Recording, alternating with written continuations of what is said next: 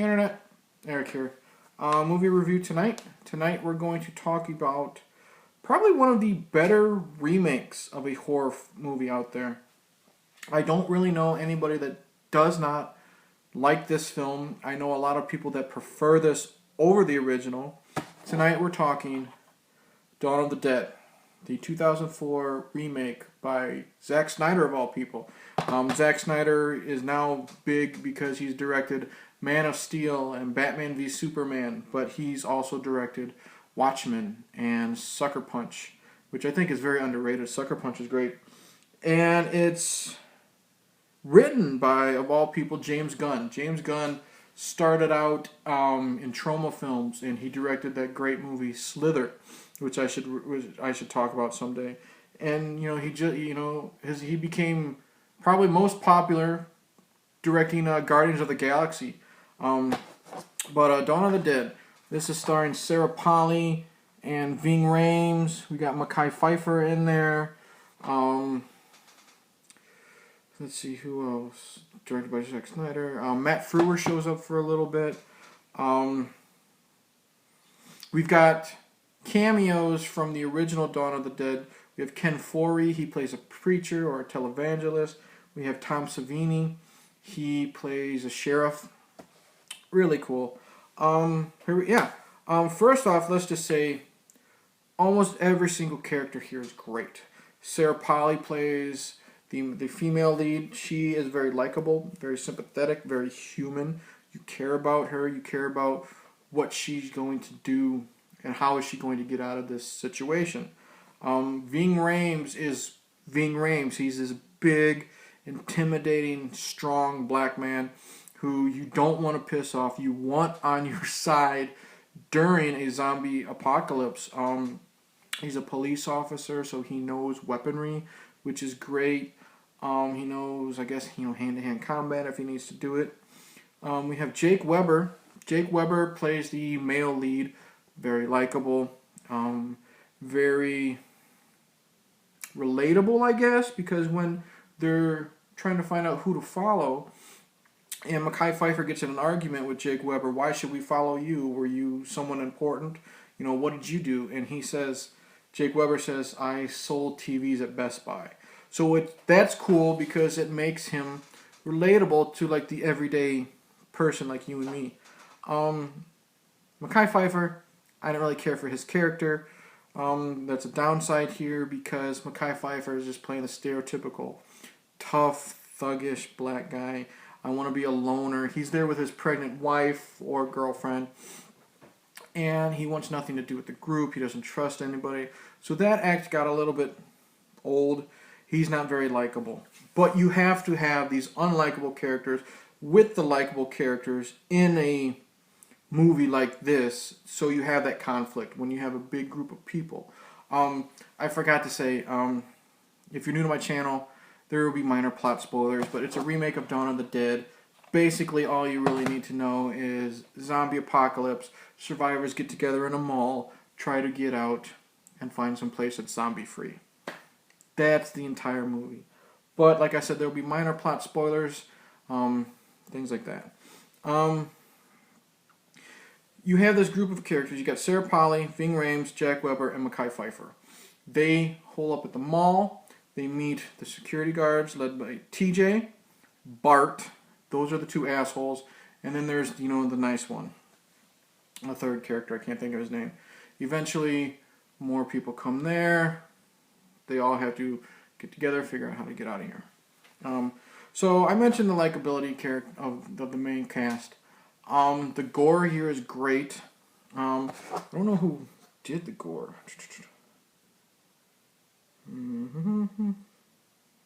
It doesn't say. So I could find out, and I'll just put the subtitles in the video. The gore is fantastic. We have, fantastic headshots. We have impalings. There's one where Jake Weber is fighting a zombie, and he finds a broken, I think, a pool cue, and he shoves it through, the neck here, and it comes out the head, the top of the head with the brains coming out. Fantastic gore. Obviously, we get some great neck bites, some great flesh ripping. Yeah, the gore here is top notch. We have some cool twist to the zombies. I like, and not a lot of people did, I like how the zombies can run. You know, everyone who thinks of zombies 9 times out of 10 think of the slow, lumbering zombies. I like the running zombies. That makes them more scary, more terrifying. It makes the scenes a hell of a lot more intense, especially with the score by Tyler Bates. You know, he goes from serene to insane and intense with the flip of the switch like that. So his score mixed with the running intensity of the intensity of the running zombies works perfectly. Soundtrack is great. Not just Tyler Bates's his score, the choices of the songs. I like they throw in Disturbed's Down with the Sickness. There is a wonderful montage. The group is now together, and it's them living out however many months they're stuck there to Richard Cheese's Down with the Sickness. If you don't know, Richard Cheese is a lounge singer, and he takes famous songs like Down with the Sickness. He's done, Madonna songs, Guns N' Roses songs, White Zombie songs, you name it, he's done it. Snoop Dogg songs, and he takes those songs and turns them into a lounge song. And I did not know he existed until this movie, and I thought it was just created for this montage. I didn't know he was a real person, so go check out Richard Cheese. But it's just a wonderful montage. You have the gay guy trying on high-heeled shoes. You have a bunch of the guys playing basketball. You have the asshole guy fucking the hot blonde while videotaping it to Richard Cheese's Down with the Sickness, and it's fun. It's a great montage. So you go from the intenseness of the scene to this funny montage, so you have that great levity. You have that great comic relief. Downside. Oh, downside, we'll say this. I talked about Mekhi Phifer. His character is not very likable. This is a mini spoiler. I mentioned his wife, or girlfriend. She's pregnant. She gets infected. We have to deal with the baby. That's all I'm going to say. I wish that was dealt with a little more with the actual baby itself. It's literally a few seconds. I will say this, the gore factor. This is the unrated cut. So we get, how much more footage does it say? It doesn't say. Anyways, but, we get more gore in the birthing scene, I'll say that, which was kind of disgusting, but it's a great scene. I just wish the aftermath of that was a little longer.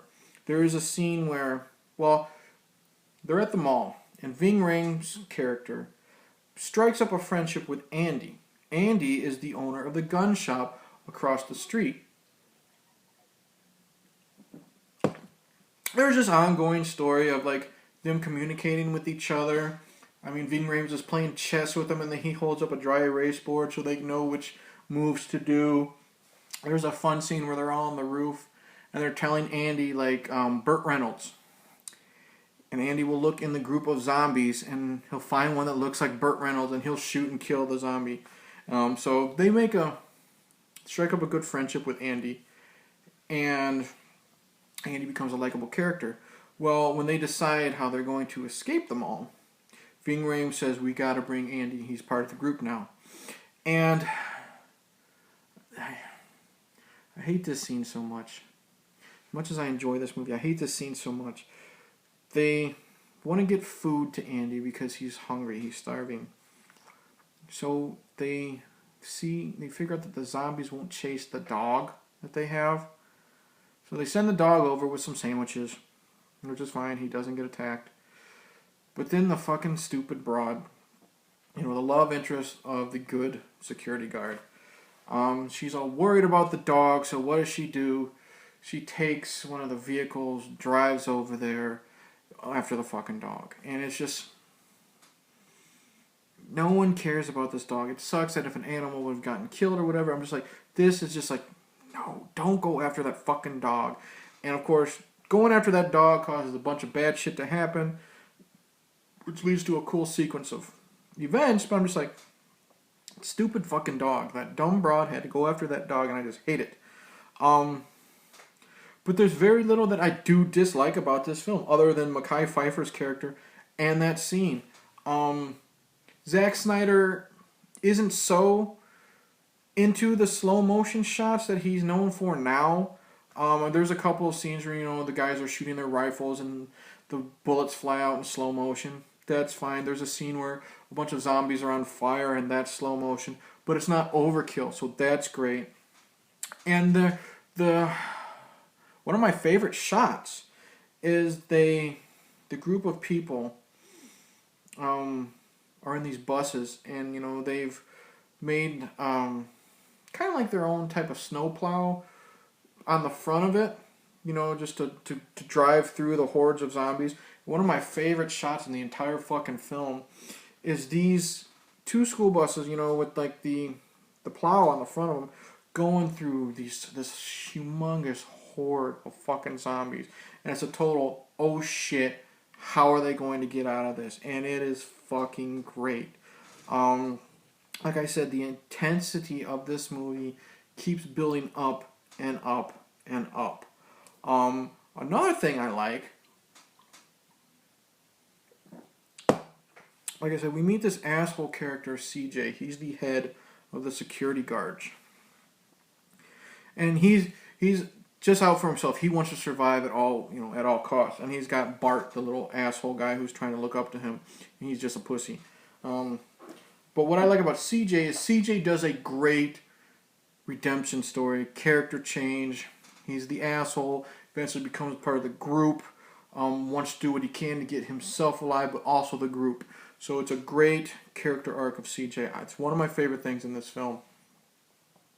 The entire opening sequence with Sarah Polley and her husband and the neighbor girl who has turned into a zombie, and you know, it's not really a spoiler because you know that Sarah Polley is, you know, she's by herself.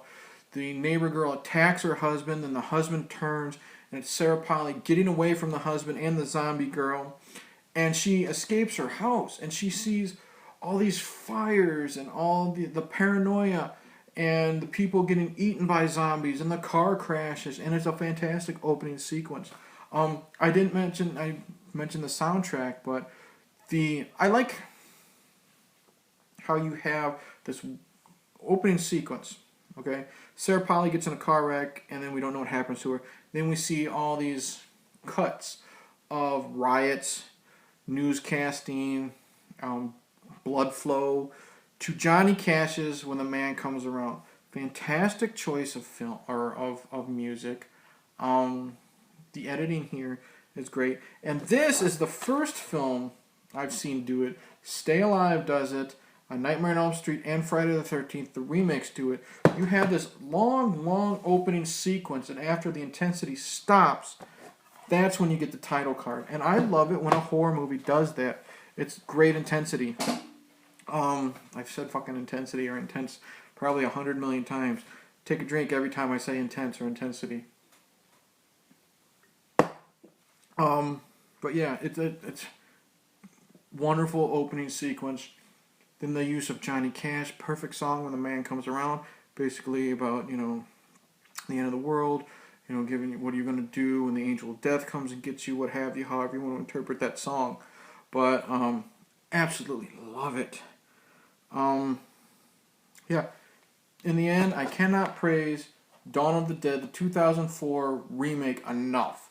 I honestly think I enjoy this more than the original, which a lot of horror film, you know, fans will say is blasphemy. I don't care. You like what you like. I like what I like. Like my buddy Roger says, you like, I like. And I absolutely think this movie's fantastic. Other than a fucking dog scene and Mekhi Phifer being an unlikable piece of shit. So that's it. Thank you for watching. If you have not seen the Dawn of the Dead remake, because you're one of those people that, you know, love an original film that much, you don't want to give a remake a chance. I will say this, you're missing out a lot. I saw this movie twice in theaters. I don't really do that, but this earned me, paying for it twice. But yeah, give it a shot if you haven't. I think if you're avoiding this because it's a remake, it's a big mistake. So that's it. Thank you for watching. Please like, subscribe to my channel. Comment below. Any type of comments, are welcome. If you disagree with what I say about Dawn of the Dead, that is totally cool. Say why. And I'll see if I can convince you otherwise. Yeah, that's it. I will say cheers, and